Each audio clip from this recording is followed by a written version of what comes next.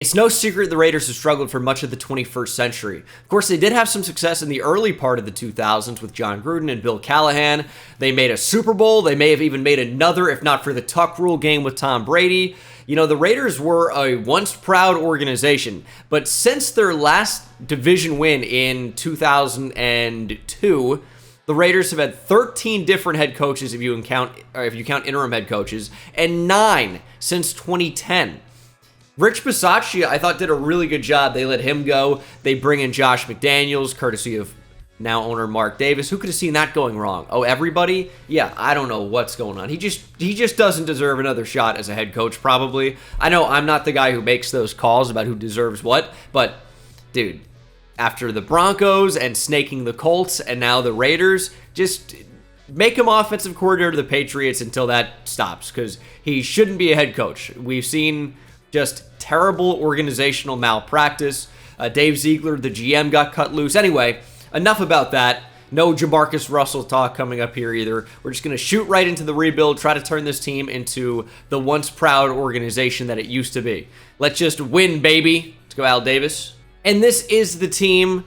You know, I already moved Aiden O'Connell into the starting QB job.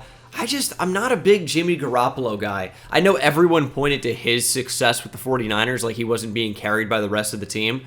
Like, Jimmy G, if the team is so amazing around him, you can win games, but he will shoot you in the foot and he will not do anything to elevate a team. And from a quarterback, you're looking for them to elevate the team.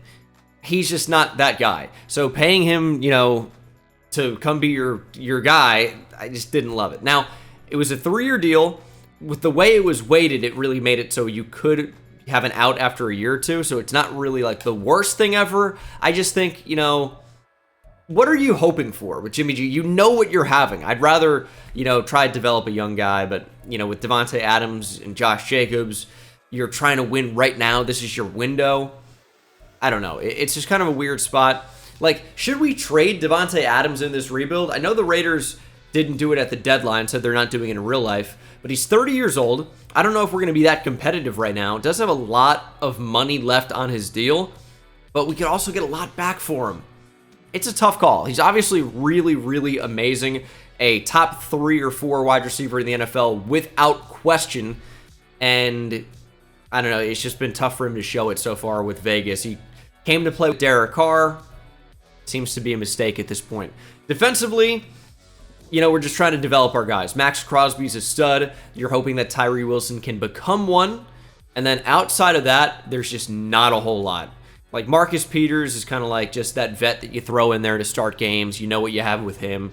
He's an explosive playmaker at times. He's going to just go for that football, pick six machine. Nate Hobbs is a really underrated player. I like him quite a bit. I do like Trayvon Merrick as well. Divine Diablo is a pretty good player. But there's just not a whole lot here right now. I think I'm probably going to put Bilal Nichols in over Giants legend John Jenkins.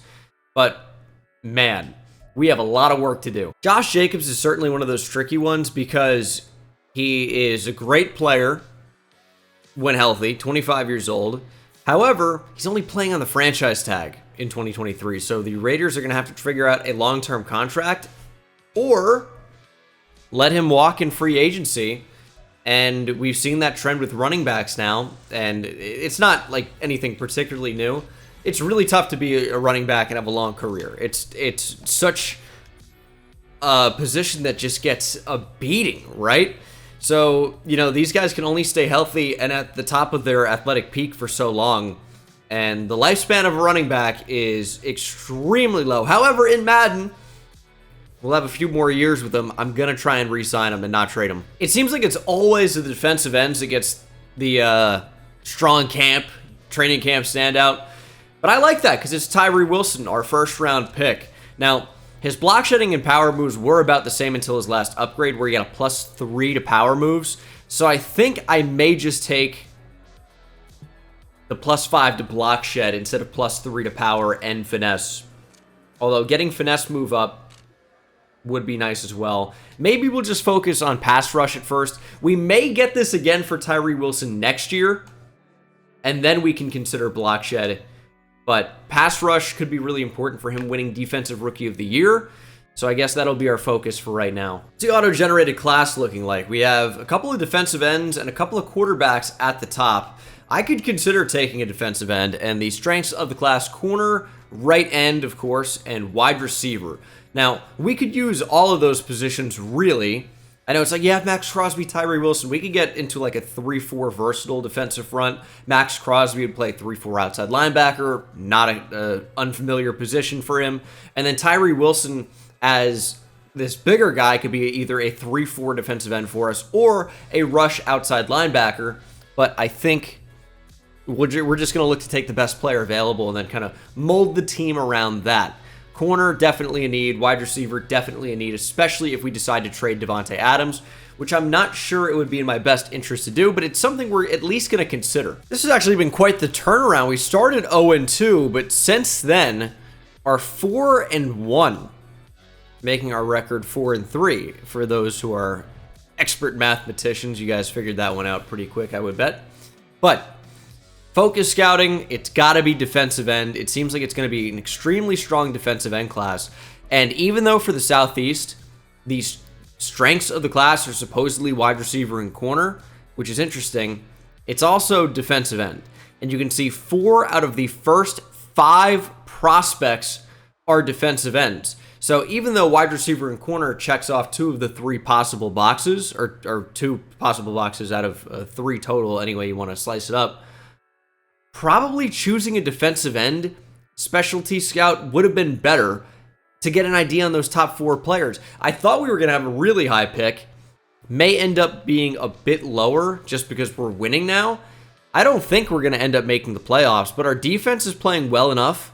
Our offense is not so great, but we're winning anyway. I don't know if we just had a really weak spot in the schedule, started to put some wins together, but either way, we are starting to put it together as a team, which I think is like a little placebo, a little false hope for us because we're not very good. So I don't know. I'm not going to complain. We're trying to win as many games as possible. Of course, the higher draft pick earlier on would be more valuable, but we're going to find ways to build this team up regardless of a super high draft pick. And maybe that even means we trade up for one. We'll have to see what happens. But mid-season mark, we are winning. I think I'm going to try to work on an extension for Josh Jacobs. Not going to trade Davante Adams. And doesn't mean I'm not going to trade anybody, though. We'll see the expiring contract. So Jacobs we know about. Marcus Peters we definitely could trade. Andre James I probably want to bring back. Maybe a 3-year contract, probably the same for Nichols.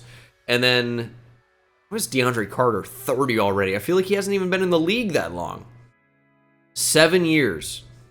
I guess I think he was in Washington for a little while. I think most people remember him with the Chargers, just because I guess that was most recent. Remember 2021. I don't really remember him very much with the Texans, even though it seems like that's where he was most productive. Don't remember the Bears at all, obviously, but how do I not remember him with the Texans at all? 22 catches is not nothing. I just don't really remember that. We're going to send Marcus Peters in a 5th to the Vikings for a 2nd. Vikings could use a corner help more than we can this year. And we're just going to take, a bit of a setback so that we're a little bit better long-term. I'd rather have that 2nd-round pick. This will be a big extension for Josh Jacobs, and he re-signs. Big money, big contract, but I think he's going to be worth it.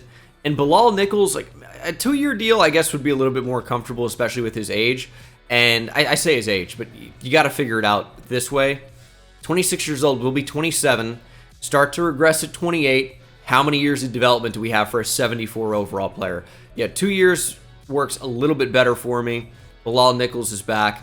Andre James is a bit different because he plays on the offensive line. I'd be comfortable with a 4-year deal. And he might be able to get near an 80 overall. At the very least, is good depth. Amik Robertson's fine. Don't really want him. Tyler Hall would be decent depth, but I'm not super interested. I guess we'll bring him back on a 4-year deal. I still want to keep money. Probably going to let Jermaine Illuminor go. Malik Reed, don't particularly want. Austin Hooper, don't need. Probably just going to let most of these guys go. Probably all of these guys, to be honest. What a peculiar season. We finished 9-8 and missed the playoffs. I don't know. We looked like we had no chance to make the playoffs, going 0-3 to start. And then we won 2, 3, 4, 5 in a row. And then to end the season, we lost 3 of our last 4 to miss the playoffs entirely. So strange. We had wins over the Chiefs, wins against the Lions, and the Patriots, and the Packers, and the Chargers, but lost to teams like the Giants. The Dolphins are good. Chargers, I guess. Lost to the Chiefs the second time around. Lost to the Broncos. I don't know. Just a weird year. Weren't particularly bad or good. That's what 9-8 is. It's like Jeff Fisher's our coach, although he probably won 1 game too many. And Jimmy G ends up sneaking into the starting job somehow. I guess it was just meant to be. Well, he's going to be gone. I should have cut or traded Jimmy Garoppolo. What am I doing? Josh Jacobs has a great season. Receivers didn't do much. Surprise, surprise. And then defensively, a ton of tackles for Divine Diablo, who also had 8 for loss. Max Crosby lit it up. 22 TFLs, 13 sacks, 7 sacks for Wilson, who also had 9 tackles for loss. Defense wasn't really too bad. Amik Robertson with a couple of picks. Just a weird season for us. I thought we were going to make the playoffs for a while in there. We just kept winning and kept beating good teams. Jimmy G is going to be traded in the offseason. As the Bills and the Giants play in the Super Bowl, Bills get their revenge as Dak wins league MVP. Very interesting. Patrick Queen being in free agency is kind of interesting. He's really started to play quite well ever since Roquan Smith joined the Ravens. And at 25 years old, he's kind of in like his prime. He wants to be a Raider, essentially, but I don't really know that I want him for 5 years. I think 4 years I'd be a little bit more comfortable with, and he should still be interested, even though the offer is slightly shorter than he may want. The Titans are also in pursuit. Tommy Townsend would be a good ad, but we have kicker and punter. We're totally fine there. I'm not sure there are a lot of players I'm going to be super interested in. Geno Stone's interesting. He's had a great year. Just gets an interception every week, it seems like. Although Cesar Ruiz, who really wants to be a Raider, would be a perfect addition to our squad. This would really round out the offensive line.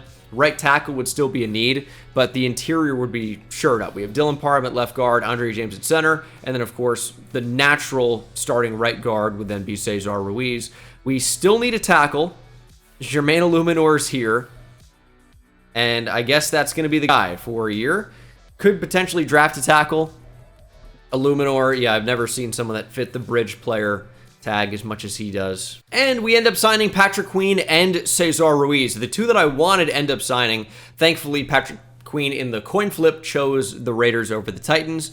And then Illuminor, I'm sure there's going to be no hesitation as soon as he realized, oh, nobody else wants me. So he is back with the Raiders. And I do want to replace him. Colton Miller is excellent at left tackle, but tackle is still a massive need, even with Illuminor coming in. Could draft a receiver. We obviously need a quarterback. Jimmy G's regressing now, -4 overall. We have a better inside linebacker, but Divine Diablo is going to be fine for right now. And man, we need another pass rusher desperately. Really, really badly. Could also even use an off-ball linebacker or two. 1, the long-term upgrade over Divine Diablo, and 2, could transition to a 4-3, could make sense if we can't find the pass rushers we want or get in position for those guys. Do want to save money because the Devontae Adams contract is going to get very expensive. Still paying Jimmy G, so we're going to get that off the books one way or another. But man, let me tell you, we have so many holes. We're not going to be able to fill them all in this draft. We played really well last season based on where my expectations were. I thought it was going to be maybe a 5 or 6 win team. But you know what? This team shows they have heart. Quarterback or no quarterback. And it doesn't look like we're going to be solving that QB need in this draft.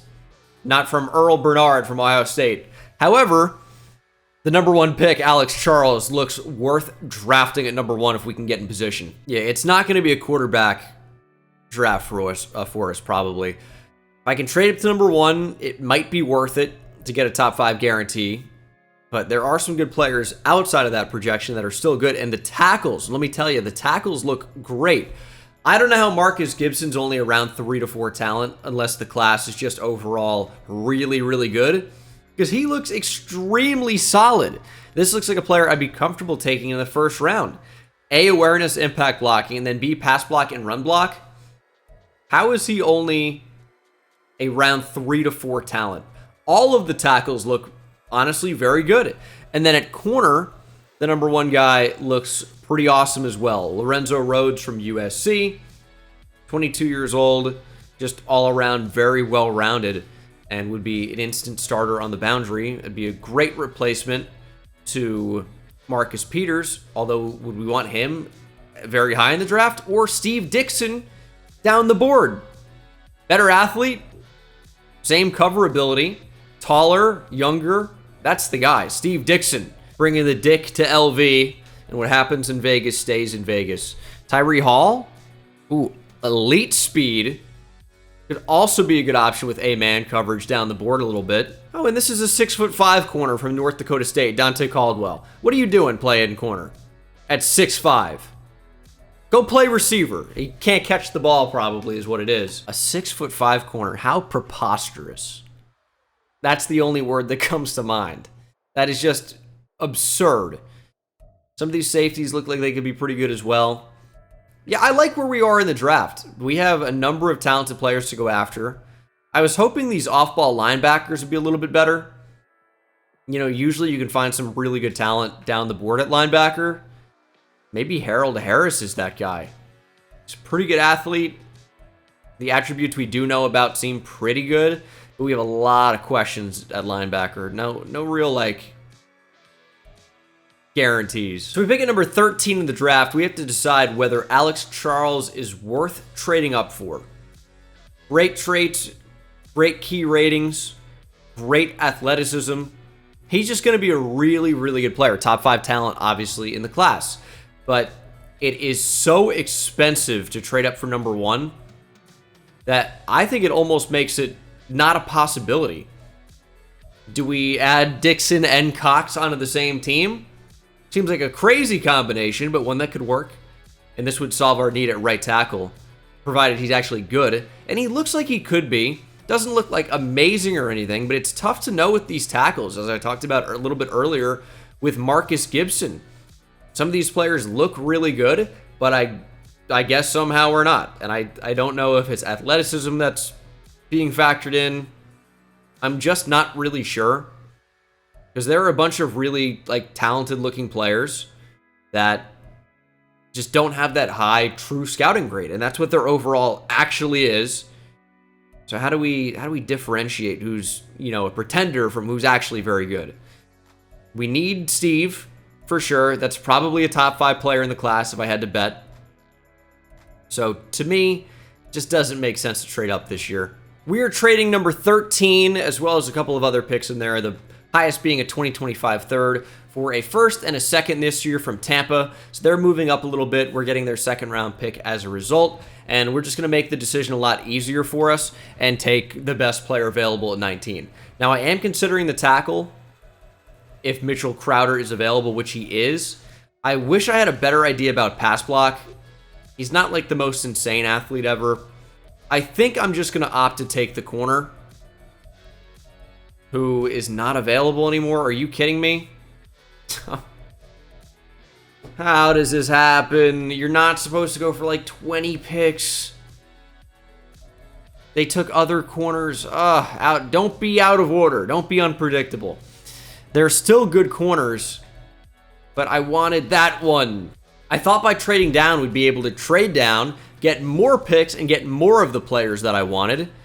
And unfortunately, we just end up not getting the one player I did want.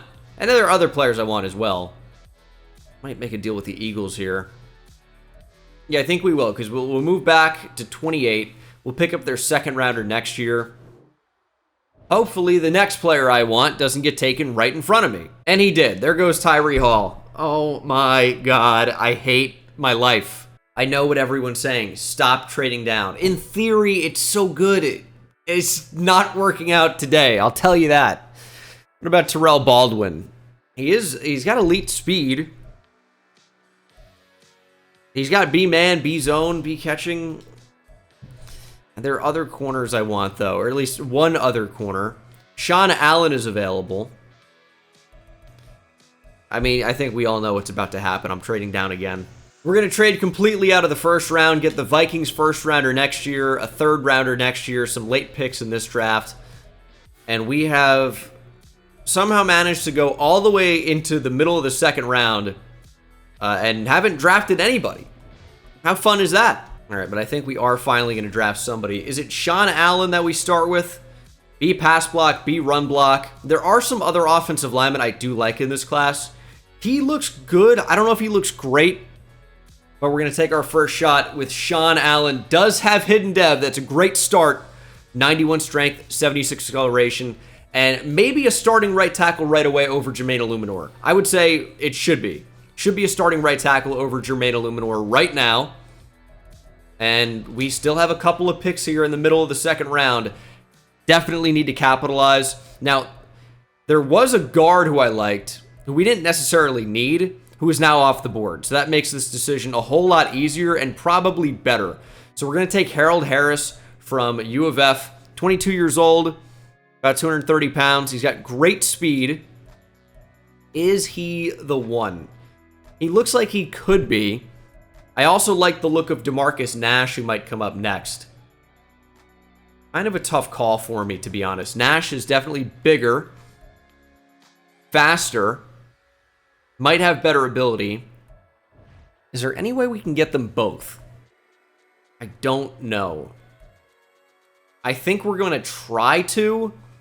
Harold Harris will be pick number 1. He's got hidden dev and also incredible speed, 89 speed, 87 acceleration. The hidden dev is nice. We don't truly know how good he's going to be yet, but the A awareness tells us he's got a high ceiling, or high floor, I should say.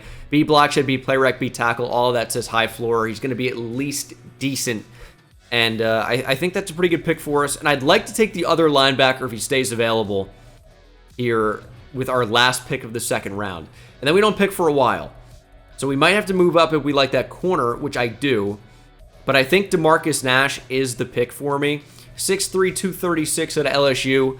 Getting these SEC boys in here. Elite speed, great acceleration. He might be even faster than the last linebacker we took. No guarantee, but he might be. A awareness, B hit power, B play rec, B tackle. The only reason I didn't take him over the last linebacker we just took out of Florida, pursuit's B to D, block shed's B to D. Yes, it could be a B on all those. It could also be a D.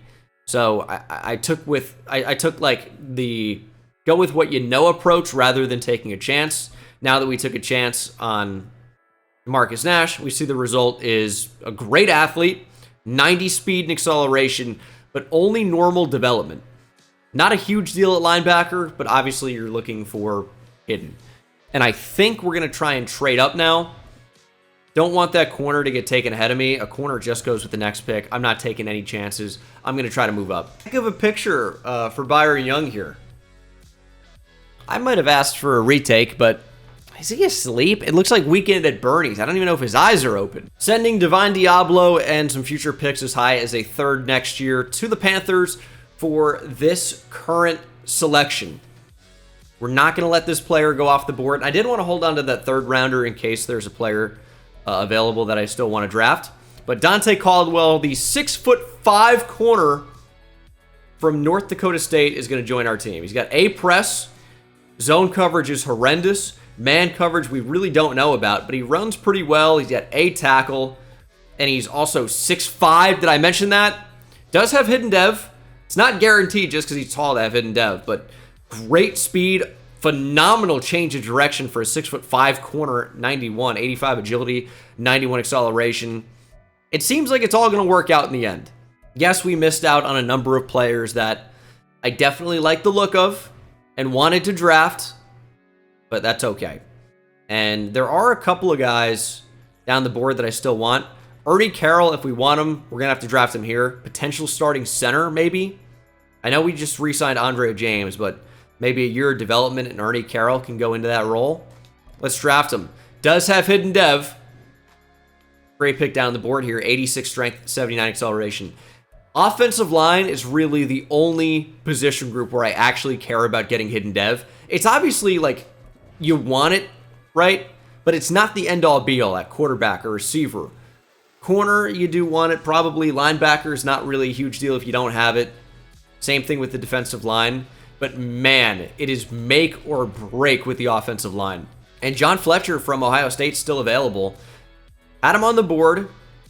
He's a decent enough athlete. Poor acceleration I don't love, admittedly. But A pursuit, B play rec, A tackles, C zone coverage. That player should be drafted. And we're going to draft him. And let's see how we did. And we'll also see who we missed out on, which is always painful.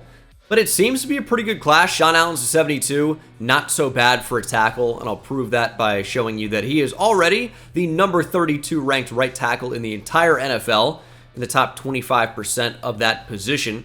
So he's good. And he has hidden dev. And he's 22 years old. Good start. Harold Harris is a 72 with hidden. While DeMarcus Nash is a 75 with normal. So DeMarcus Nash ends up being the better player. And will definitely start for us. We traded Divine Diablo. We created opportunity for those younger guys to get in there. Dante Caldwell's a 75. That's a great pickup down the board. His zone coverage is so bad. But man coverage is an 83. So I don't really mind it too much. Ernie Carroll's a 73. That's good. John Fletcher's a 70. Definitely a lot better than his draft position. But all in all, not really too bad. We did miss out on some good players. Alex Charles ended up not being the number 1 overall pick, by the way. Went at number 2. Would have got a 77 overall player who looks good. 89 strength is great. Looks really, really good. But I guess I'm okay with missing out on that. How were the quarterbacks? They ended up lasting a little bit. The quarterbacks really didn't go for a while. 72 is really not so bad, to be honest. Steve Dixon ends up being a 79 overall. We knew he was going to be good. Yeah, he does. He looks really solid. Now, it's not like a huge miss, but he does look really good. A 79 overall is obviously really nice, but only star development. Not like we missed out on a superstar X Factor. He was the highest overall player in the class. I knew he'd be a top 5 guy. Didn't know he'd be quite that good. And then Tyree Hall, who I liked, was also a top 5 player in the class. The joint second highest rated player at 77. He looks more well-rounded. Really good athlete as well. Obviously would have been nice to get either of these guys that we missed on. He's got superstar dev, so would have been a great pickup there. And we missed on all of them. Okay, so based on where this team is, we have great depth on the O-line now. Here's the big thing, is that we need a quarterback. But other than that, I love where we are. We're going to transition to a 4-3 defense. Fits really well for us right now. Need a better presence on the interior other than Byron Young, but I guess he can start for right now. Corner now looks pretty good. Safety could be worse. And Robert Spillane is probably going to be traded. We're just ditching the Jimmy G contract for essentially nothing. Robert Spillane, Jimmy G, and a 4th are headed to the Commanders for a 2027 3rd. So all this doesn't kick in for a few years, but we're trying to get rid of that Jimmy G contract. We've done it. And I'm not going to miss him, I'm going to be honest. I'm sorry. All right, I haven't really shown, I don't think, any of training camp up to this point. Not in Season 1, not in Season 2. But we have to see the 6'5" corner. Now, it's tough because he's against the 6'5" appearing Devontae Adams. I think Adams, what, 6'3" in real life? I think he's 6'3". But, I mean, Caldwell still looks significantly bigger than him, to be fair. That's just not a fair route to cover, because that's not a route. But that's craziness. Hold on, 6'5". Can't really throw the ball over him, so they're opting to just go underneath every single time. But we also can't run with it. Okay, this could be difficult. Here we go. Shot to the end zone. Caldwell recovery speed and interception. There you go. We could still definitely get gold here. And that possibility has evaporated. All right, make a play, Caldwell. I feel like he's going to get beat on this. Oh, big jump. Okay. Probably one play away. Just make one play, and we got gold. It's not going to happen here. But we still keep that multiplier. With 2 reps remaining, it's still possible. And we know because he's lined up on the left side of the field, this is only going to the left. They run like 2 routes from the left side, but the problem you face is when they go back across the field. And I still think we can get it mathematically with an interception here. He's not even going to throw the ball. You're such a bitch. You know, I thought the 6'5" corner would be a little bit more dominant in this drill. But we're not facing Jacoby Myers or Hunter Renfrow. We're facing Devontae Adams, and this dude comes up with everything. And his route running so precise. It's just, he's been difficult to cover up to this point. Like, I don't know what we can do about that route. Oh, that's a sick diving play, though. That's going to guarantee gold for Caldwell. I'd love a dev trade upgrade, unless he's got X Factor. Which, at 6'5", for a corner, maybe they should just give him X Factor, because that's literally unheard of. I don't think I can think of a single 6'5" corner in NFL history. I think of a 6'4" one in Brandon Browner, but 6'5" is so tall. Again, go play wide receiver. You know, I almost wonder if he does have any receiving ability. He's going to go up to a 76 overall. I'm upgrading zone, by the way. We have to have him not have like 60 zone coverage. +1, that'll help. That'll help. 61 catching. I am curious about the route running, but I don't want to spoil his dev trait. Even though he's going to start anyway, it doesn't really matter, but I like the surprise. So in ratings here, 65 carrying. He's got no route running at all. Okay. Now, there's supposed to be builds in the game where, like, corners do have route running ability. Or, like, you know, things like that, where some players could be better suited for a different position. I think mostly it's just the corner to receiver one. But it's not the 6'5" Dante Caldwell, I'll tell you that much. And we do have another training camp standout here in 2024. Is it Tyree Wilson? It's Patrick Queen. Interesting. Get play rec up, I guess. Ooh, that does not look like Andre James at all. Why is that the player model they've picked for Andre James? Oh, that looks insane. I don't know who this is. I don't know how he ended up on the team. But this is 7th round pick Tyrone Atkins, who is revealed to have star development. He's not going to play. I don't know where. I guess we drafted him. How does he have star dev revealed already? Strange. So I've set up the team before season 2. I feel pretty good about it. Just, we know we have some holes to patch up still. Nate Hobbs will upgrade slot. Man-to-man's very good. Could get his zone up as well. We have +1 speed, which is nice. But I figured if we upgrade slot, we know we're going to get a man upgrade anyway. So we're going to keep the man-to-man scheme fit at an 84 overall. 85 for man and zone, but tackle could get an increase as well. Nate Hobbs is looking really good. Need to develop that rookie. Corner would be totally fine right now if we had taken any of those players in the draft. Obviously, I know. But I still think we're in a pretty good spot going forward, and we have an extra first-round pick as a result. So we'll see how we utilize that in this upcoming draft. But I think we're going to have a really good chance to make the playoffs here. The quarterback's going to hold us back, and Aiden O'Connell probably. And I think he could be an okay starter in real life somewhere down the line. He definitely is accurate, right? And that's a big part of playing the quarterback position. However, what he isn't is this super freak athlete that we look for in the NFL nowadays. With the big-time arm, can make all the throws. Now, I think we do need to find the happy medium between, you know, a player, let's just say like Anthony Richardson. He's less raw than people like to admit. His pocket presence and mobility in the pocket, not necessarily as a runner, but within the actual pocket, and his feel developed a ton over the course of his only true season starting. He's not as raw as quarterback prospects get, not even close. He would not have been near a first-round pick if he was just athlete. And a guy like, you know, your, I guess, Brock Purdy, Aiden O'Connell type. There's something in the middle there that's a great, great player.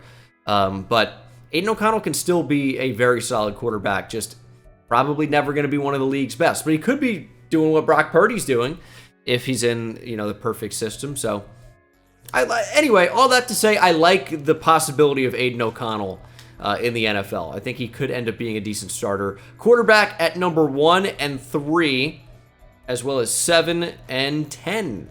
So quarterback looks like it could be a realistic option for us in the first round, with 5 total first-round projected quarterbacks and 2 in the top 5, 3 in the top 10.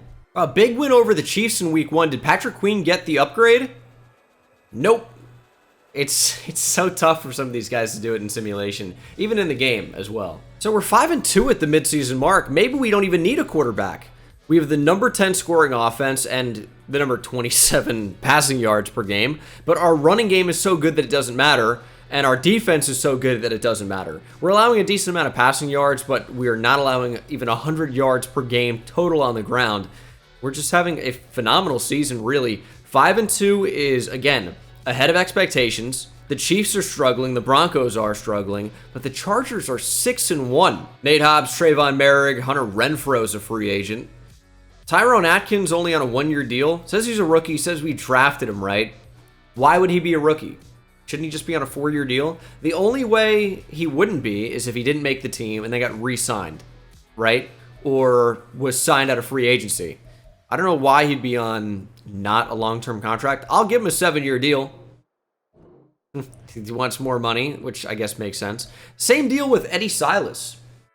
Except I don't know that he was drafted. He might actually, should be a free agent. Has Star Dev be a fine backup, I guess. Better bring him back. He wants more money. I'm trying to give him a 7-year deal so we can keep them cheap forever. Marcus Epps wants to be back. I probably don't want Marcus Epps back, though. Okay, let's extend Nate Hobbs. Everyone wants more time to think it over. Just say yes. It's like, yeah, I'm in. Come on. Merrick is on board, thankfully. Trading Hunter Renfrow and Marcus Epps, as well as a 5th in 2027 and a 4th in 2025 for a 2025 second-round pick from the Houston Texans. Just not a part of our long-term plans, so it made more sense to move on from those guys rather than to work out a deal, to re-sign them, or anything else. Even keeping them on the team just to try and win, I just didn't think made as much sense as getting some value back for them. Jerry Tillery gonna walk. Faceyson, we don't really want anybody. So here we go. Breakout linebacker development trait challenge for rookie DeMarcus Nash. All he needs is 1 TFL, interception, forced fumble, just one of something, and he'll go up to star dev. The rookie Sean Allen has only star dev, which isn't terrible, just not, amazing. Well, we lost 31-30. I'm not sure that bodes well for the breakout challenges here. Could have happened. The Falcons are 0-10. Tyree Wilson did not take a step up. It's unfortunate. But it would have been harder for him to go from star to superstar than it is to go to normal to star. And it was not the elite performance we were looking for DeMarcus Nash. And he does not go up. And we'd go 8-9 this year, a little bit worse. But again, it's the ups and downs of this Raiders team are almost unbelievable if you didn't know about the Raiders in real life. Aiden O'Connell having a decent year. This is over, by the way. These are the final numbers. As Josh Jacobs has gone over 2,000 yards. Okay, well, how about that? 6.4 per carry, 16 touchdowns. Imagine if we really had a passing game. Devontae Adams goes over 1,000 yards. Michael Mayer with 8 touchdowns. Josh Jacobs, I mean, we made the right move in bringing him back, I would say. Patrick Queen, plenty of tackles. 18 for loss for Tyree Wilson. What a year for him. 18 for loss for Max Crosby as well, who also posted double-digit sacks. 8.5 for Wilson, who's really starting to come into his own. Queen and Robertson with 2 picks apiece. A throwback matchup here in the Super Bowl. Dolphins and Cowboys. Feels like the NFL in the 60s, 70s. More 70s with the Dolphins really coming into their own. And they end up winning the Super Bowl. 24-21 over the Dallas Cowboys. And it even feels like an 80s matchup, too. Like Dan Marino versus Danny White, Tony Dorsett, and Mahomes wins another MVP. Jalen Ramsey, Super Bowl MVP for the Dolphins. 4-year extension for Nate Hobbs is accepted, and he is back. We have money. Tyrone Atkins doesn't really want to be here, but I feel like if I just give him money, he's going to be in. So this is a really, really cheap deal. But we're not really losing much if he doesn't re-sign. So we'll just let him walk. Doesn't really matter too much to me. Eddie Silas is slightly more valuable because we do need a second tight end versus an outside linebacker who's not really going to play much. And going into the draft, we're going to need defensive tackle, potentially defensive end if we wanted to mix things up. Quarterback, certainly at the top of that list. But I'm hoping that I can fill some need here in free agency. Ideally, a defensive tackle or a safety is available. That would be really nice. Nick Chubb's here, but we don't need him. Joe Tooney, but we don't need him. Amari Cooper would be nice. Don't need JOK unless we want to move him back to safety. Kind of played a hybrid role at Notre Dame. That's a possibility, but I'm not sure I want to do that. And once again, in free agency, I'm not really particularly interested in anybody here. Marcus Epps is in free agency. We're getting him a 2-year deal. he wants to come back, he's more than welcome to. It's just like a backup plan, I would say. Don't really need Terrell Burgess, but I'm pretty sure Marcus Epps is going to want to sign. And he did. All right, Danny Barner's a top 5 talent in the entire class. At a quarterback, improviser type, we have to go up and get him. So you have to move up from 9. Here's the deal, right? Here's what I'm considering right now. One, we are going up for the quarterback, obviously, but Quincy Harmon from Memphis is also pretty appealing. Looks very good. We know he's a top 5 talent for sure. And with A hit power, B tackle, you also think about the possibility of him moving to safety, but is certainly good enough to stay at corner. But in order to get him, we would more than likely need multiple top 5 picks, and there's no guarantee that we'd even get him anyway. So Nigel Gordon from Bama could be the next best option, and he also looks very good. A-man, A-press, also a really good athlete. B-zone coverage. Would not be bad. And we would not have to trade up multiple times into the top 5. Eric Kendricks, not to be confused with the linebacker at a Mizzou, also looks very good. A-man, B-tackle, C-zone, very good athlete. Although it seems like there are a lot of free safeties that ran really well, which is a little uncommon, I would say. Okay, there are a lot of moving parts to this one. Jacorian Bennett is not the big piece of this trade. Our 2 first-round picks in 2025, plus a second in 2026, a second in 2027, and a third in 2027, all to move up to the number 1 overall spot. However, I do think it'll be worth it. We are guaranteed a top 5 talent in the entire draft, and that is rare to find at quarterback. A little bit on the older side at 23 as far as prospects go, but he's athletic, he's got elite acceleration, great agility, great change of direction, solid enough speed, but elite throw power. All that on top of A, awareness, A, break sack, A, juke move, who cares, but A, deep throw accuracy, B, medium, A, short, A, throw in the run, A, throw under pressure. This is our franchise quarterback, and I don't know why I was expecting normal dev. Wouldn't really have mattered too much if he had it anyway, because he's a rookie quarterback. He's going to win Offensive Rookie of the Year if he plays well enough. 94 throw power with 82 speed, 90 acceleration, great overall athletic ratings, big time arm, and he's also accurate. So we gave up a ton, but we still managed to hold on to several picks at the top of the draft here, at the top of the second round at least. We are not going to get Quincy Harmon, but if we can double back and get the other corner that I talked about, and even Tavon Burgess from Florida looks pretty good, but ooh, nah, we don't need a tight end. Thought that was a receiver at first. Yeah, but Nigel Gordon from Bama is the one, and I think it would be in our best interest to make sure we can actually draft him. So I'm going to try and trade up from the first pick in the second round. And what can we package? We still have 2 second-round picks beyond that. Ooh, Ernie Carroll has superstar dev. That's actually a pretty huge development. Going through trades here. I mean, Jermaine Illuminor, they're not going to be able to afford, and probably not going to be able to afford Andre James either. Oh, they can. That's interesting, because we're paying, I guess, a lot of that. Well, can they afford Illuminor? They still can afford Jermaine Illuminor, but I'm going to try and trade Andre James here. He should have some value, and that way I don't have to give away everything. Ooh, could be maybe late round pick or 2 gets it done. But 2 6s. Do that. 2 6ths. That's a tough word to say. Let's throw in another one. Not quite. I mean, it's so close to going through. We're going to come back to that. I'm going to trade Jermaine Illuminor first. I'll get anything back for him. Nobody wants him, but that's okay. We're going to trade him anyway. Okay, Jermaine Illuminor, Amik Robertson, and 2 7s gets us a 4th in 2025 from Atlanta. We're going to use that 4th, and it's going to be just enough value in order to make this trade up work. And there we go.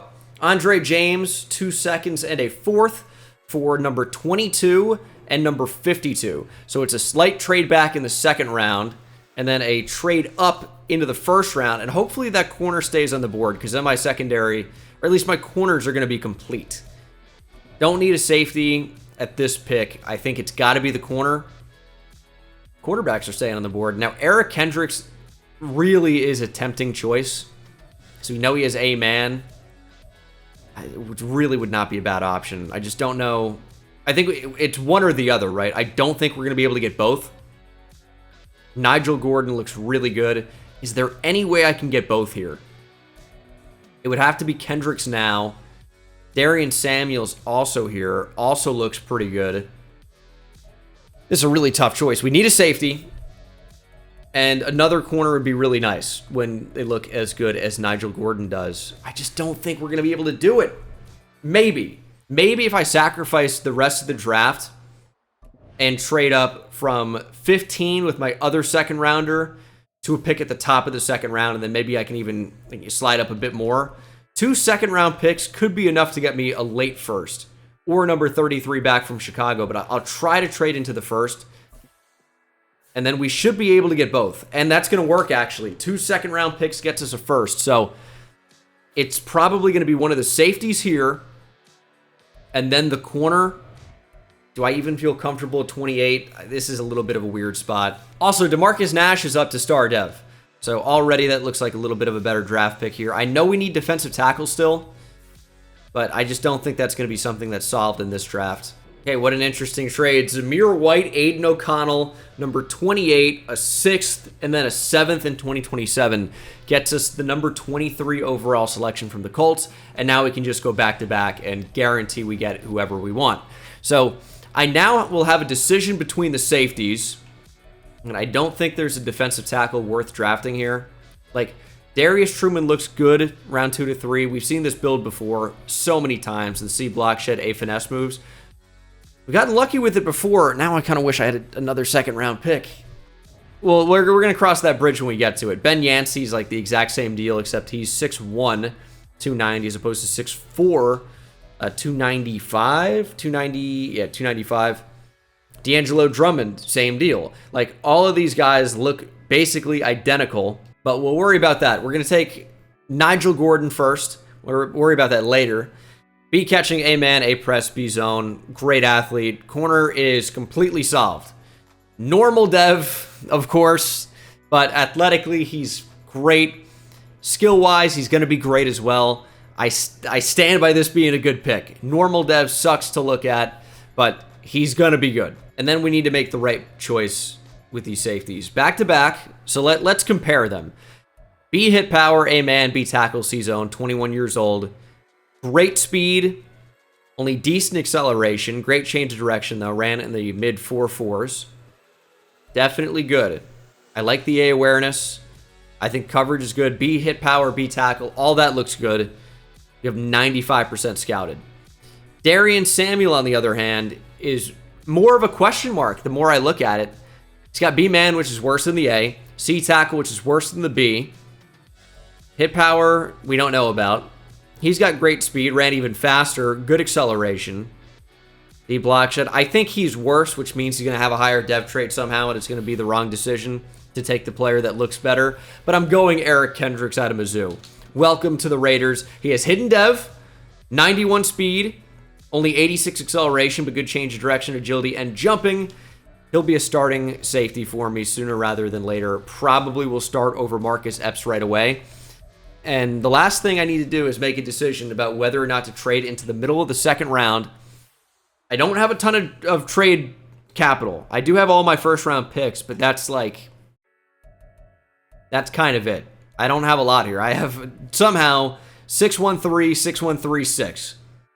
Bizarre. Quick check-in on the Dolphins, who are negative 99.9 mil with the cap. Doing just fine. I'm worried these defensive tackles are going to be good, but we have no draft capital I'm comfortable moving. So we're going to simulate out of the draft. They look good. They would fill a need, but it just can't happen. We're doing really well on money, though. That's great. And I think we've made the right choices. Okay. Danny Barner is a 78. A +8 to what Aiden O'Connell is right now. 94 throw power, we know. 84 deep accuracy, 79 medium, 85 short. 86 throw on the run. He's a really, really good player. Really, really good. Hopefully ends up playing well for us. He's already the number 21 ranked quarterback in the league. Nigel Gordon is an 80, which is fantastic. Great man. Zone and press are good. 90 agility is great. Really, really good player. He's got normal dev at an 80 overall, which is sad. Eric Kendricks is a 76, playing up to a 77.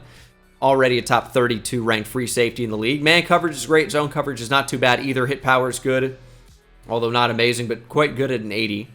And then 73 overall from receiver Rashawn Carr in the 6th round, also as hidden dev. Is that an instant slot starter? I think it is. And Quincy Harmon ended up being the highest overall player in the entire draft at an 82. Not say generational, but definitely very good. Kind of like an upgraded player of Nigel Gordon, who we drafted. And I don't know that he's going to be guaranteed Superstar X Factor or even Superstar. Only Star Dev for Quincy Harmon, who is good. Don't get me wrong. Another good corner, went at number 12 overall. But I think when you look at it, we absolutely cleaned up in the draft. I think we handled that real well. Eric Kendricks ended up being a 76 overall, which is higher than the strong safety. And there was actually another one even higher rated. Yeah, we definitely made the right call. Where did that strong safety go? He's a 74 overall, went with the 9th pick in the 2nd round, and he only has normal dev. We definitely made the right decision. Let's get our first look at Barner here. This will be first throw. Not a particularly quick release, I'll say. All right, one more throw for gold here. Should be able to hit Jacoby Myers, and that is it. Gold for the rookie. Now, because he's only going to go up to a 79 overall here instead of an 80, we're not going to see if he gets an ability slot for the upgrade yet. So we're not going to know that dev trait, unfortunately. Dev trait increase up to Superstar. That was for Harold Harris. 2nd-year player now out of Florida.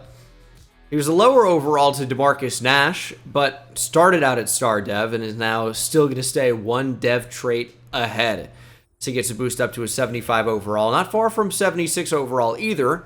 Does also get an ability slot for that. However, if we were going to get a dev trait upgrade, I was hoping it would come at the cornerback position with maybe Nigel Gordon, we're about to use in one of these drills, and then probably the safety in the other, and move him over to strong safety. But man, I'll take it.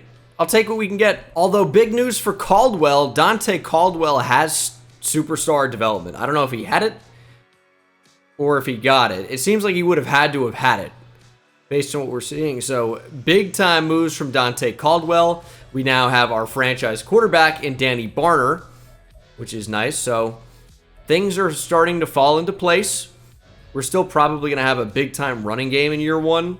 Although, what if we leaned on Michael Mayer a bit more and less on Josh Jacobs and let our rookie quarterback just get after it? I think I might do that. Tyree Wilson with a strong camp and preseason, potentially. Do I take the block shit upgrade now? I think I will. I think I will. The +5 is just so that I don't even have to worry about it for the rest of this rebuild, probably. The team is starting to look really good. It's just about development at this point. Defensively, I like where we are. Again, we could use an upgrade at defensive tackle 2 over Byron Young, and really even over Bilal Nichols as well. And then specialist-wise, this is how we're setting things up. Nate Hobbs in the nickel. This is where we're going to play our linebackers. I like the defensive line a little bit. Not amazing, though. Just need the interior to take a step up. And we just didn't have the draft capital to fully do it in that last draft. And hopefully Tyree Wilson goes up to Superstar Dev here, where he gets a bunch of XP via big week. 35-14 is a great start. We threw for 287 yards in the debut of our young quarterback. And I said, hey, show flashes, throw 2 touchdown passes, and we'll see if he did that. He didn't light up the stat sheet. Really, threw for 287 yards in his debut. That's pretty good. 0 touchdowns, 1 interception. I guess we really just dominated on the ground. Why is Marcus Woodley getting 10 carries for 1.9 yards and 2 touchdowns?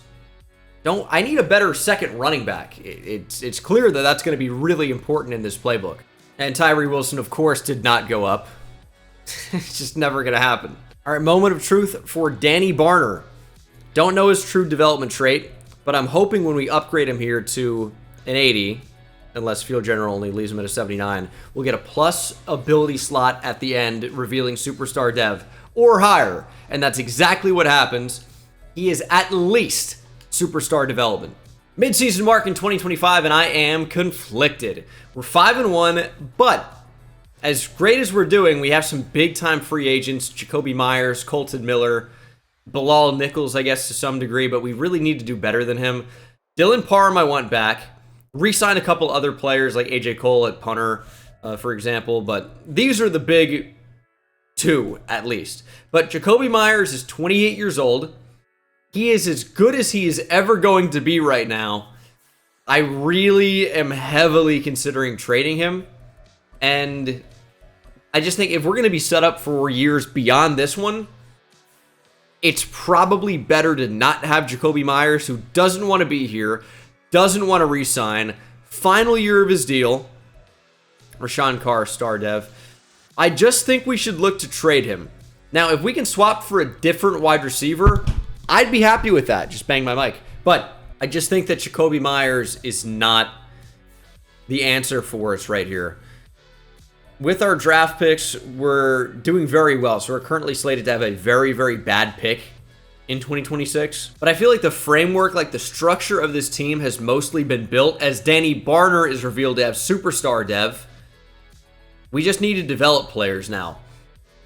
At safety, Eric Kendricks has star dev. Trading Marcus Epps would be nice, but nobody really wants him, is the problem we're running into. All right, trading Marcus Epps and my first round pick to the Titans for their first round pick. Bit of a trade up. Wasn't really a trade I was expecting to make. I just feel like we can replace Marcus Epps pretty easily in free agency with any available safety. And Chuck Clark is here. That works. Josh Metellus, Rayshon Jenkins. We could pretty much get whoever we want. Jason Pinnock, Giants legend.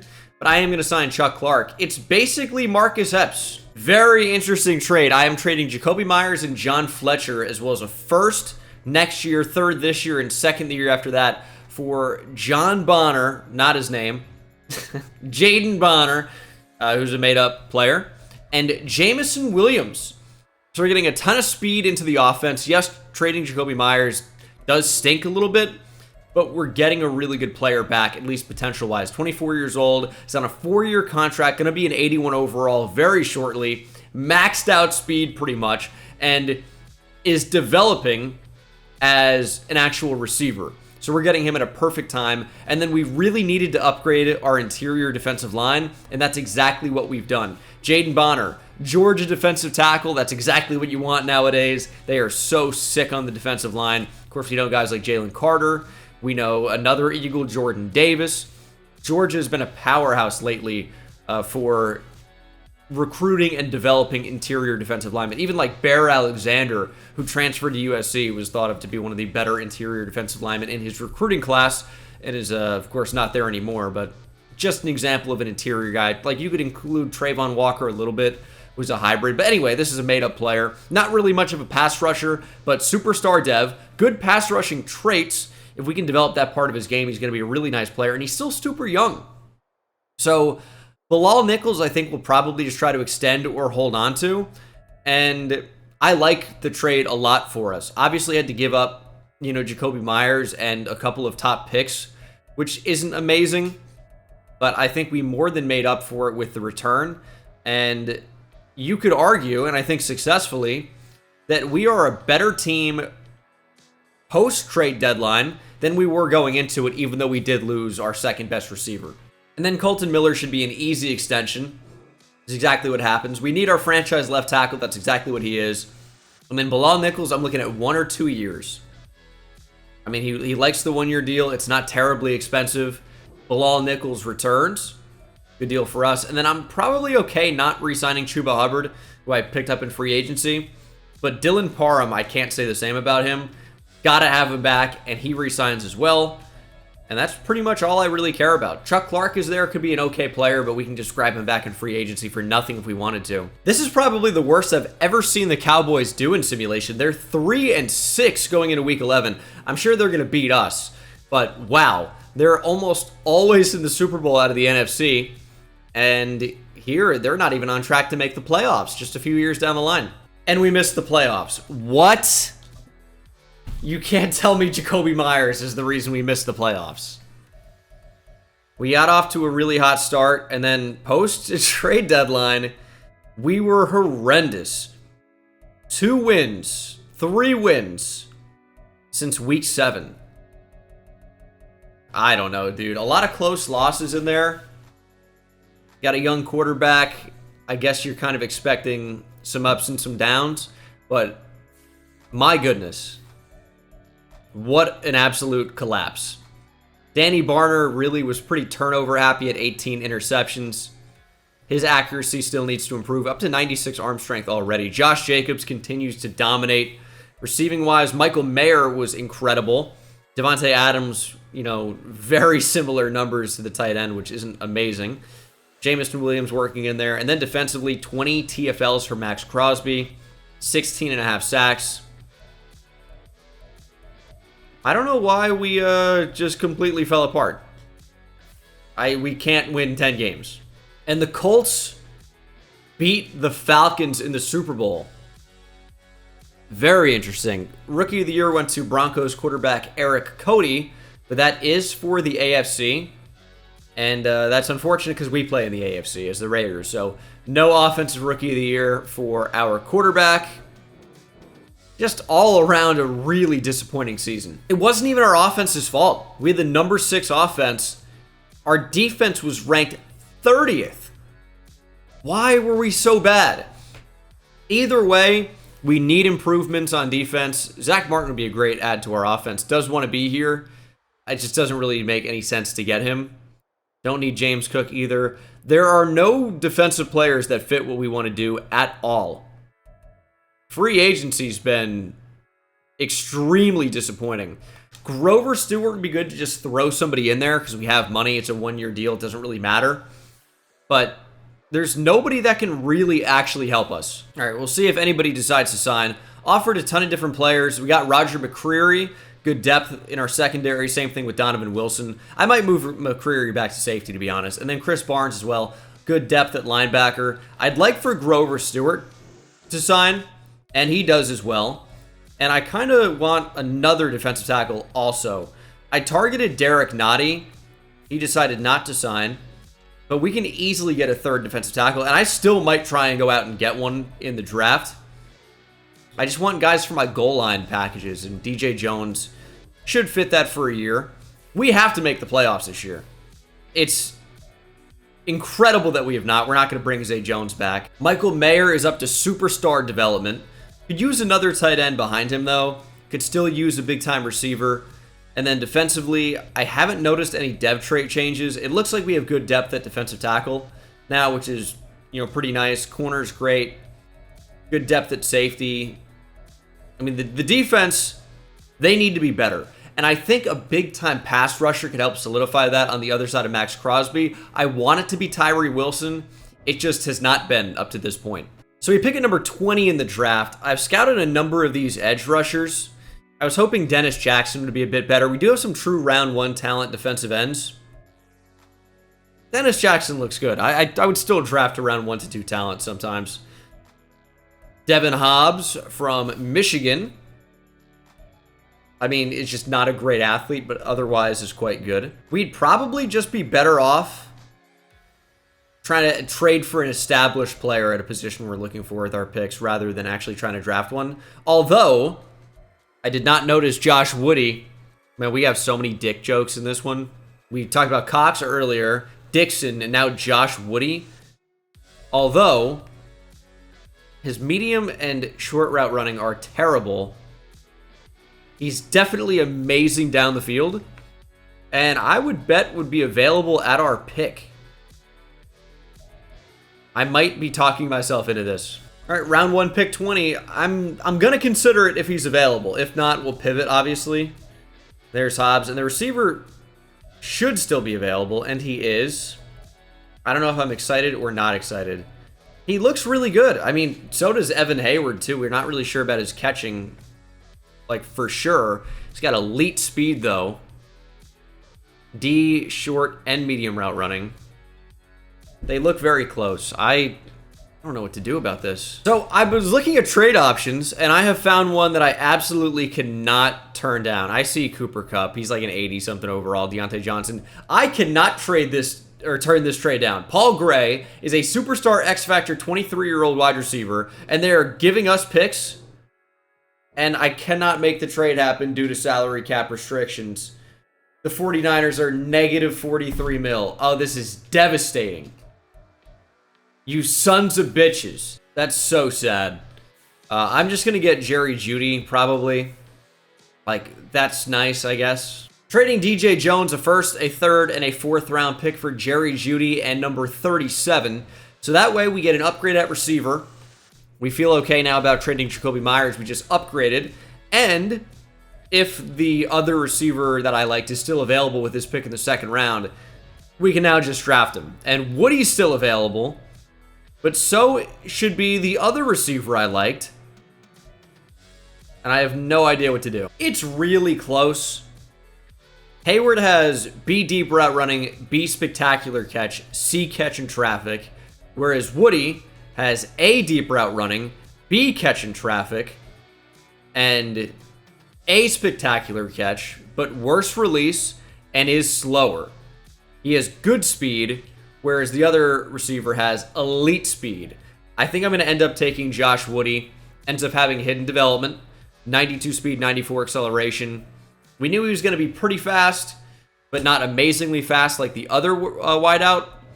We'll end up seeing how good he is after this draft. Josh Woody ends up being a 74 overall. That's like fine, I guess, but we couldn't have really just bet everything on that. It was not a very good draft class. It was like fairly well-rounded. There were like a bunch of 75 overalls, including Evan Hayward, who of course is faster. He's got great traits. We were in between the two receivers. Turns out not much of a difference between the two. 75 versus 74 overall. Star development for the player we passed on. Probably star development for the player we ended up drafting. But probably won't end up making too much of a difference. You just take this shot, you know, in case you end up with a steal. End up with a really, really good player. But he's just fine. Might rotate in with the receivers, but not somebody that's going to play a tremendous amount when we have Devontae Adams and Jerry Jeudy, plus some other somewhat good receivers already on the roster. Jamison Williams, of course, Rashawn Carr. This is just taking a chance. This is going to be the year, though, that Danny Barner puts it all together and truly becomes the franchise guy. He's an 83 overall going into year 2. He's going to take a big-time jump. He'll probably end the season close to a 90 in true overall. And if we play really well with morale, he's probably going to play up way, way, way above that. So this should be a really good year for us. We just got to go out and have our defense play better. We need our defense to help us stay in games. Our offense, I don't think, is going to be a problem. Ranked in the top 10 last year, and it probably should be even better this year. Ooh, superstar dev upgrade for Tyree Wilson. Talked about wanting him to become that, you know, next star player for us, and you know what? I think he's going to be now. Superstar dev is big. He's going to be up to like an 84 overall, so not soon, or not long until he becomes an 85 overall, gets another ability slot. This is going to be a big breakout year for Tyree Wilson. We have a training camp standout for Eric Kendricks, the safety. I doubt that he's going to end up going up, but I like where the team is. Let me show you guys what it'll look like for 2026. We're an 89 overall. This should be a very good year where we do better than 8 and 9, even, if you can imagine that. Receiving core looks great, including the tight end Michael Mayer. O-line, I like where they are. And then defensively, it looks pretty awesome. Don't really have much of a pass rush from the interior. That maybe is the biggest thing you can say about this team negatively. But the corners look real solid. The safeties are really solid as well. Like, we don't have a ton of superstars, right? It's really just Max Crosby. When I say superstars, I don't mean the dev trade. I mean just actual like elite players. Crosby is the only 90-plus guy on the team right now, and he's 99. And our offense is falling off a bit with guys like Devontae Adams regressing. Josh Jacobs is a 98, but I was talking about the defense, I should say, when I said on the team. But that actually is the only other 90-plus on the team, Josh Jacobs. We have a couple guys who are going to get close. We just need to have them keep developing. Queen's going to be 90-plus. Nate Hobbs, maybe. Tyree Wilson, maybe. And we are 5-2 at the midseason mark. That's good. It's not amazing. Number 5 offense, number 10 defense. Like, it's right where you want to be. We play in a tough division, but we've been here before and we have not come away with the success, right? We have not made the playoffs this entire rebuild despite putting a pretty good team together. Do we go out and try to, like, fortify this team at the trade deadline? It's definitely something I'm going to consider after these upgrades. And I just noticed, by the way, the CPU trying to fill out the roster signed Derek Carr. Oh, how fun is that? Davante Adams gets his quarterback back. Teammates at Fresno State and for a little bit with the Raiders, and now they're reunited. Wow. What a great storyline. We're going all in. Roger McCreary, 2 first-round picks, a 2nd and a 6th for Jonathan Allen. We wanted more of a pass rush on the interior. We went out and got it. And not only have we finally made the playoffs, we dominated the NFL. 15-2. I saw no wildcard game, and I'm like, Jesus, we lost again. But we went undefeated in the second half of the season. Some close games in there, but what a year. 15-2. Trading for Jonathan Allen now seems very worth it, as we're trying to get a Super Bowl out here. What a second year for Danny Barner as well, over 4,000 yards passing, but 37 touchdowns to fewer than 10 interceptions. Josh Jacobs continues to dominate. Michael Young found 8 touchdowns. He was a running back we signed in free agency. Davante Adams is back. 19 touchdowns. What a year defensively. Patrick Queen, plenty of tackles. 17 for loss for Allen, 13 for Crosby. We also had 15 sacks, 9 for Wilson, 8 for DeMarcus Nash. Really? Okay. And then 3 picks for Merrick, 3 for Patrick Queen. We had a lot of interceptions, really. Division round against the Jaguars. I'm tempted to jump in here. We finished with the number 4 defense, number 3 offense. If we get eliminated in the divisional, oh my God. 32-31. One more season. This is unbelievable. It's unbelievable. Eagles beat the Bengals in the Super Bowl. Dak wins league MVP. I'm doing one more year. Quick off season. We're going to put it all together. We have $146 million to bring back whoever we need to. Max Crosby's here. Davante Adams. Michael Mayer. We have money. Money is not an issue at all because we're not paying a quarterback. So we can bring back everybody. Davante Adams is going to test free agency. I just can't let him do that. But that's it. There's not really anybody else that I need to bring back. Like, I'll offer Grover Stewart. Like, if we can bring, role players back, we're going to do it, I guess, for cheap. Bilal Nichols kind of falls under that same category. Tyreek Hill's in free agency. Give him everything we have. Everything. The combination of Tyreek Hill and Davante Adams, unstoppable. And Tyreek Hill is headed to the Panthers. Sweet. Okay, here we are in the draft. Try to take the best player available. We don't really need a receiver at all. I'm not really sure that we're going to draft anything in here that's even going to help us remotely. I'm trying to think of any position. Maybe backup tight end. I guess we'll take a shot at Jamarcus Turner here out of Louisville. Good enough athlete. Seems okay. He'll be our backup tight end. But there's not really a ton to show you. We're just pretty much trying to reload, hit this next season, and finally win a playoff game or two. Ooh, 81 overall safety. Chris Bonner goes to the Vikings. Running back at 79 overall and a corner both go in the top 15. Very, very good class. Mostly. Danny Barner is up to Superstar X Factor, by the way. Our offense pretty much looks the same, but some slight upgrades. It feels like something's different, but I just think it's John Allen in here now. Trayvon Merrick is up to Superstar Dev. I signed Deshaun Elliott to be a backup. Come on, guys. Let's just get it done. 15-2 would be nice again, but I want playoff success. Is that too much to ask for? Apparently so far. 4-2 at the midseason mark, but the Chargers and Chiefs are both 5-2. Broncos 3-4. I don't know that we're going to cruise into the playoffs in this one. This is disappointing. Number 8 offense, number 3 defense. No, we're going to be a playoff team. No doubt. No doubt.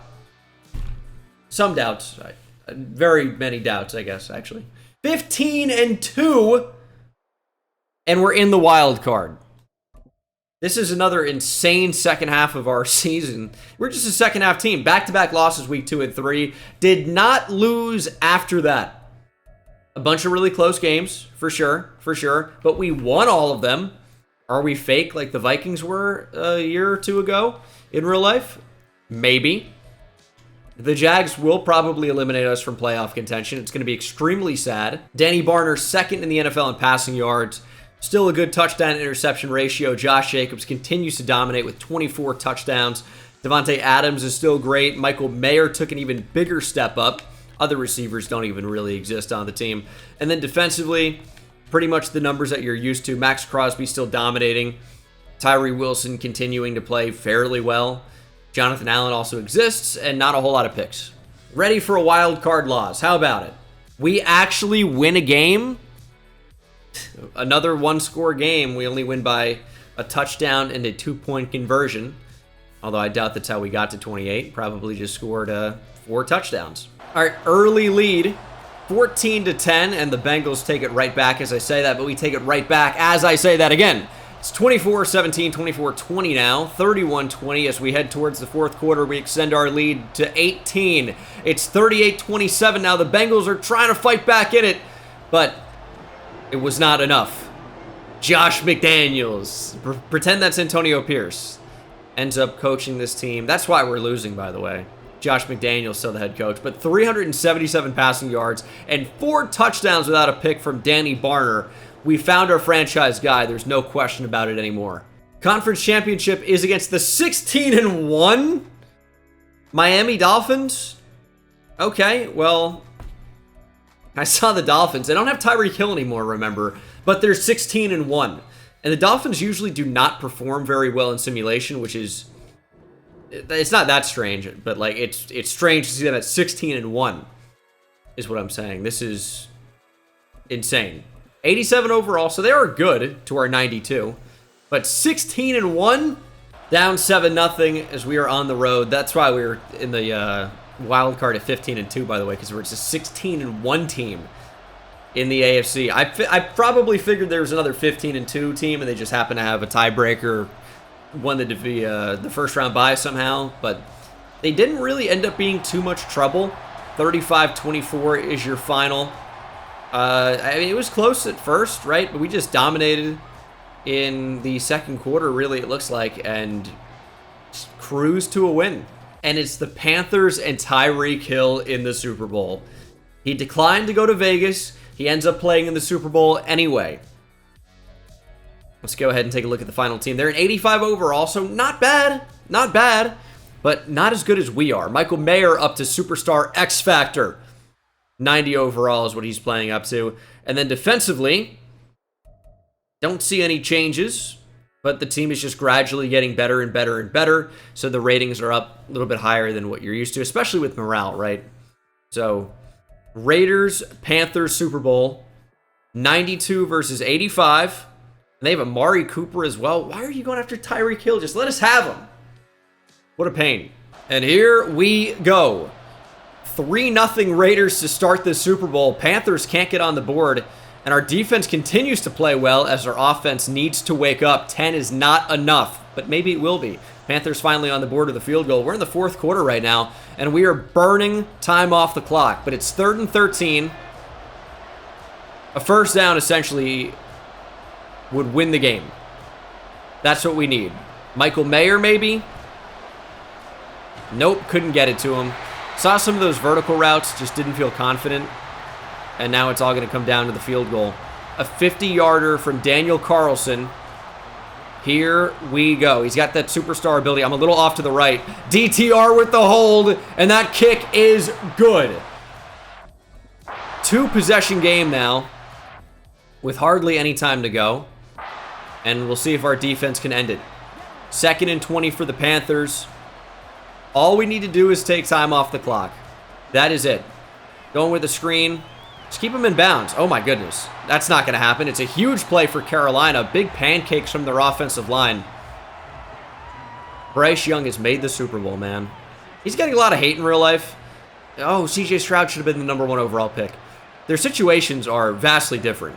Not saying CJ Stroud is perfect, obviously, because it's not. But the offensive line is night and day different as Nate Hobbs intercepts Bryce Young, and that ends the game. But CJ Stroud would be struggling with the Panthers right now, too, right? And that's not to say, oh, CJ Stroud is just only good because of the Texans, right? Not a lot of great weapons on that team, but the offensive line's way better. The offensive structure's way better. He's got a chance, and he's really playing amazing. Hats off to CJ Stroud, but Bryce Young is in an awful, awful, awful situation. You can't really expect anybody to play well under those conditions, and he's not.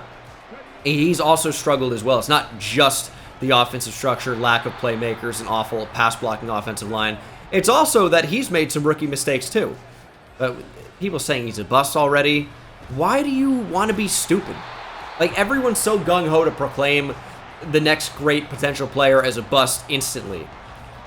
Wait a second. It takes time for players to develop and adjust to the NFL speed, especially a quarterback. Like, you can't just get used to one guy coming in and being amazing right away. It's extremely rare. And the quarterback position, it takes a ton of time. You might not see a quarterback get to their prime for, what, 7-8 years when they enter the NFL? Some guys, it's faster than that, right? But you get drafted at, say, 22 years old. What, are you in your prime at 30 at quarterback? Some guys, it's even earlier. Some guys, it's even later. The Raiders end up winning the Super Bowl. But yeah, my point is, Bryce Young's not a bust already. Maybe he will be. You don't know. Nobody knows now. And proclaiming that he is already doesn't make you look smart. It just makes you look like a moron. Makes you look like a jerk. But that's going to do it for this rebuild, guys. Raiders end up winning the Super Bowl. Danny Barner, our franchise quarterback of the future. I'm sorry. I didn't really try to make it work with Aiden O'Connell. I think we made the right decision and we got the right result. Hit that subscribe button if you're not subscribed already. Make sure you are. I know you like the videos, and I'll see you in the next one. Take it easy.